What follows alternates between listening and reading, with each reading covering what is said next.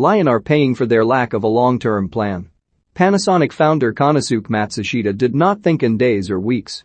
He was a pioneer of long-term thinking, famously announcing a 250-year plan for the company in the 1930s. Lyon could learn from Matsushita. After employing 4 coaches in 2 years, short-termism and indecision again plunged Lyon into chaos this week as sporting director and club legend Juninho Pernambucano announced his departure, citing mental fatigue. He was appointed as a quick fix to win over fans, but, despite the successful signings of his fellow Brazilians Lucas Paqueta and Bruno Guimarães, his 2.5 years at the club have been defined by perpetual crisis. Matsushita would not approve. Under Juninho's stewardship, Lyon have faded from Champions League regulars to disjointed mid-table strugglers via the misguided appointment of a novice head coach in Silvinho and a fractious relationship between the club and his successor Rudi Garcia. The hero's glorious return ended in failure and disarray this week.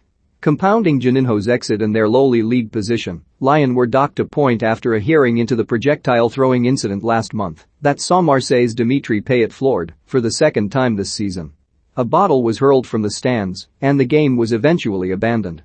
Forced to play 2 games behind closed doors, Lyon could lose over €4 million in revenue, more than half their prize money from a productive Europa League campaign.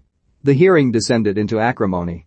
There were no Marseille representatives at the proceedings, leading Marseille director of communications Jacques Cardozo to call it a travesty of justice and illegitimate.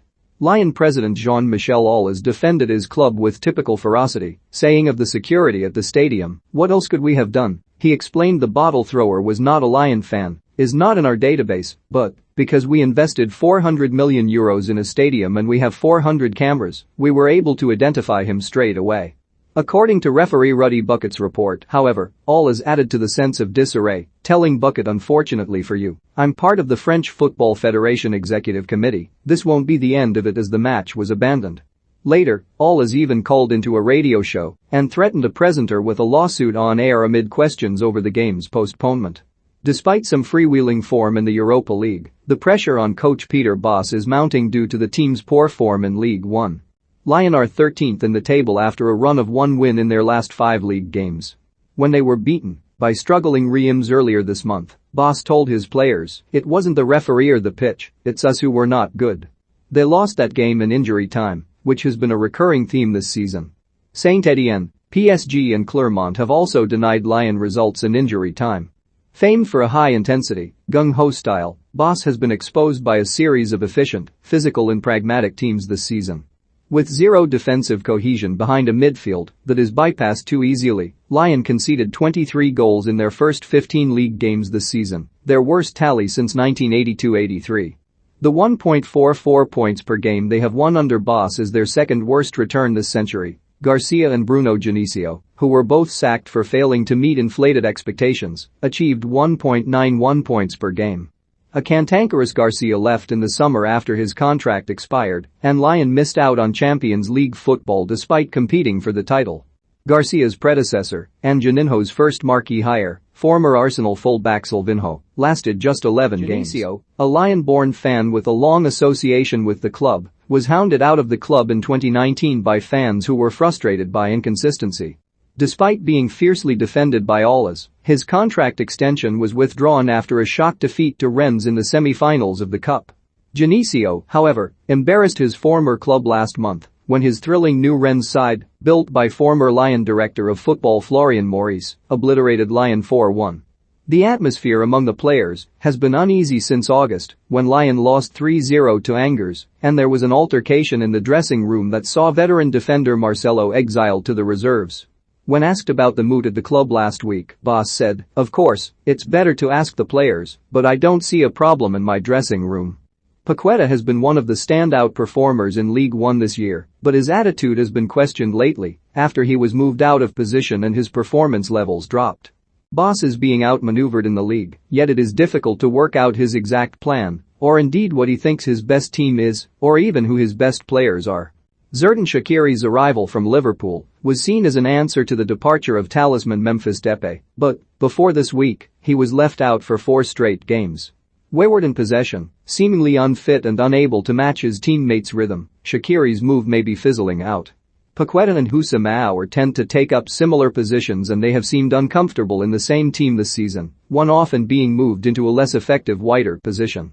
Forced into a holding role to accommodate Bruno Guimaraes, the midfield hustle of Maxence Skakwart has been dampened. The teenage forward Ryan Cherki, who may be Lyon's most exciting academy graduate ever, has impressed in fleeting substitute outings, but he remains underused. Boss switched to a back three against Lille on Sunday, and the extra solidity helped them achieve a goalless draw, but they still needed goalkeeper Anthony Lopez to rescue them from Burak Yilmaz. Hope remains, however. They started the weekend just 5 points off the top six, and their emphatic displays in the Europa League show they can beat anyone on their day. Winning that competition is an achievable goal. Moussa Dembele is a reliable goalscorer, and his return from injury will also be a boon. However, with Juninho leaving, and 72-year-old All is less hands-on than before, appointing the right successor will be pivotal. The task will be finding stability and overcoming the rampant short-termism that's led to their capitulation. They will not need to think as far ahead as Matsushita, but they will need a plan. Lille 0-0 Lyon Angers 0-1 Clermont Metz 4-1 Lorient Rennes 1-2 Nice Troyes 1-2 Bordeaux Strasbourg 0-2 Marseille PSG 2-0 Monaco Brest 0-4 Montpellier Reims 2-0 Saint-Étienne Nantes 3-2 Lens. With the group stages of all three European competitions complete, France leads UEFA's coefficient ranking for this season. After some abject displays in recent years, all 6 French representatives remain alive after Christmas. Although Marseille were saved by dropping into the Conference League, Monaco, Lyon, Rennes, and Lille all won their groups.